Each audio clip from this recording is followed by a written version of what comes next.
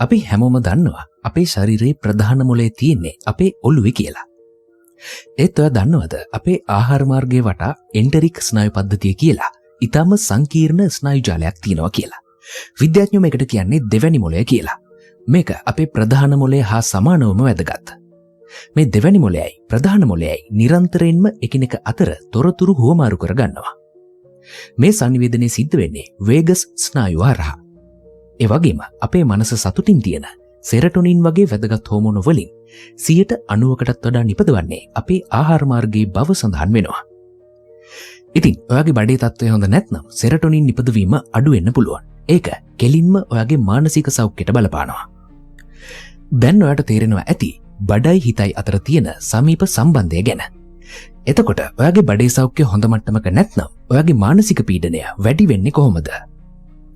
හොඳ බැක්ටීරියාවල සමතුලිතතාවය බිඳ වැටීම. අපේ බඩේ මයික්‍රොබයෝම් කියලා මිලියන ගණනක් හොඳ බැක්ටීරියා වර්ග තියෙනවා. මේවා අපේ ආහාර ජීර්ණයට, ප්‍රතිශක්තිකරණයට සහ හෝමෝන නිපදවීමට අත්‍යවශ්‍යයි.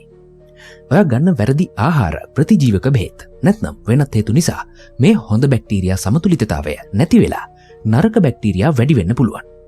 මේ අසමතුලිතතාවය නිසා බඩේ දැවිල්ල, ගෑස් සහ අනවශ්‍ය ද්‍රව්‍ය ශරීරයට ඇතුල් වීම සිද්ධ වෙනවා. සෙරටොනින් නිපදවීම අඩාල වීම. අපි කලින් කතා කළා වගේ සෙරටොනින් කියන සතුටු හෝමෝනය නිපදවන්නේ අපේ බඩේ. ඔයාගේ බඩේ සෞඛ්‍ය හොඳ නැත්නම් සෙරටොනින් නිපදවීම අඩු වෙනවා. මේක කෙලින්ම ඔයාට දුකක්, කලබලකාරී බවක්, මානසික අවපීඩනයක් ඇති කරන්න පුළුවන්. ආහාර මාර්ගයේ දැවිල්ල. බඩේ තියෙන බැක්ටීරියා සමතුලිතතාවය නැති වුණාම ආහාර මාර්ගයේ බිත්තිවල දැවිල්ල ඇති වෙන්න පුළුවන්. මේ දැවිල්ල විවිධ රසායනික ද්‍රව්‍ය නිපදවනවා. මේවා මොළයට ගිහිල්ලා මානසික පීඩනය, කනස්සල්ල සහ මානසික අවපීඩනය වැඩි කරනවා. ලීකි ගට් සින්ඩ්‍රෝම්. බඩේ දැවිල්ල දිගටම තිබුණොත් බඩවැල්වල බිත්තිවල තියෙන ආරක්ෂක ස්තරය දුර්වල වෙන්න පුළුවන්. මේ තත්ත්වයට ලීකි ගට් කියලා කියනවා.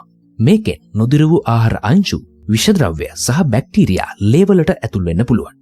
මේවා ලේ හරහා මොළයට ගිහිල්ලා මානසික ගැටලු තවත් වැඩි කරනවා. එහෙමනම් මේකට විසඳුම මොකක්ද?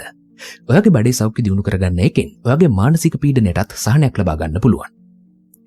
සෞඛ්‍ය සම්පන්න ආහාර රටාව. ප්‍රෝබයොටික් සහිත ආහාර. යෝගට්, කිම්චි, ගෝවමැල්ලු, කොම්බුචා වැනි පැසුණු ආහාරවල අඩංගු හොඳ බැක්ටීරියා බඩේ සමතුලිතතාවය රැකගන්න උදව් වෙනවා. ප්‍රීබයොටික් සහිත ආහාර. සුදු ලූණු, ලූණු, කෙසෙල්, ඇපල්, ඕට්ස්, කොහිල වගේ ආහාරවල තියෙන කෙඳි වර්ග හොඳ බැක්ටීරියා වලට ආහාර සපයනවා. සම්පූර්ණ ධාන්‍ය, නැවුම්, එළවලු, පළතුරු මේවයි තියෙන කෙඳි වර්ග ආහාර ජීර්ණයට උපකාරී වෙනවා. සීනි, සැකසූ ආහාර, ෂණික ආහාර අඩු කරන්න. මේවා බඩේ හොඳ බැක්ටීරියා වලට අහිතකරයි. ජීවන රටාවේ වෙනස්කම්. ව්‍යායාම කිරීම. නිතිපතා ව්‍යායාම කරන එකෙන් ආහාර ජීර්ණය වැඩි දියුණු වෙනවා. ඒ වගේම මානසික පීඩනයත් අඩු වෙනවා. ප්‍රමාණවත් නිින්ද. හොඳ නිින්දක් ශරීරය සහ මනස දෙකම සුවපත් කරනවා. ජලය ප්‍රමාණවත් තරම් පානය කරන්න. ජලය හොඳ ආහාර ජීර්ණයකට අත්‍යවශ්‍යයි. සෙමින් ආහාර ගන්න. ආහාර හොඳින් හපලා හෙමින් ගන්න එකෙන් ආහාර ජීර්ණය පහසු වෙනවා. මානසික පීඩනය කළමනාකරණය. භාවනාව සහ මනස එකඟ කර ගැනීම. දිනපතා භාවනා කරන්න. හුස්ම ගැනීමේ අභ්‍යාසවල නිරත වෙන්න. සොබාදහම සමග කාලය ගත කිරීම. සොබාදහමට සමීප වීමෙන් හිතට සැනසීමක් ලැබෙනවා. හිතවතුන් සමග කතා බහ කිරීම. ඔයාගේ ප්‍රශ්න බෙදාගන්න එකෙන් ඔයාට සහනයක් ලැබේවි. ඉතින් දැන් ඔයාට පැහැදිලි නේද ඔයාගේ බඩේ සෞඛ්‍ය කියන්නේ නිකන්ම බඩේ සෞඛ්‍ය විතරක්ම නෙවෙයි කියලා. ඒක කෙලින්ම ඔයාගේ මානසික සෞඛ්‍යයටත් බලපානවා. අපේ බඩේ තියෙන හොඳ බැක්ටීරියා ශක්තිමත් කරගන්න එකෙන් අපේ සෙරටොනින් නිපදවීම වැඩි කරගන්න පුළුවන්. ඒකෙන් ඔයාගේ මනස සතුටින් තියන්නත්, මානසික පීඩනය අඩු කරගන්නත් පුළුවන්. ඔයාගේ බඩේ සතුටෙන් තමයි ඔයාගේ හිතේ සතුට ඇති වෙන්නේ. මේ පුංචි දැනුම ඔයාගේ ජීවිතයට ගොඩක් වටින එකක් වේවි.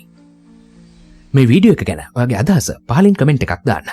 ඔයත් මේ වගේ අත්දැකීම් ලබලා තියෙනවා නම් ඒකත් කමෙන්ට් කරන්න. ඔයා ඔයාගේ බඩේ සහ මානසික සෞඛ්‍ය දියුණු කරගන්න භාවිතා කරන ක්‍රම මොනවද? මේ වටින තොරතුරු තවත් අයට දැනගන්න ෂෙයා කරන්න. ඒ වගේම තවත් මේ වගේ වටින සෞඛ්‍ය සහ ජීවිතයේ දියුණුවට අදාළ වීඩියෝස් බලන්න මගේ channel එක subscribe කරන්න. ඉක්මනින්ම තවත් මේ වගේ වටින වීඩියෝ එකකින් හම්බ වෙමු. ඔයාලා හැමෝටම නිදුක් නිරෝගී සුබ දවසක් වේවා.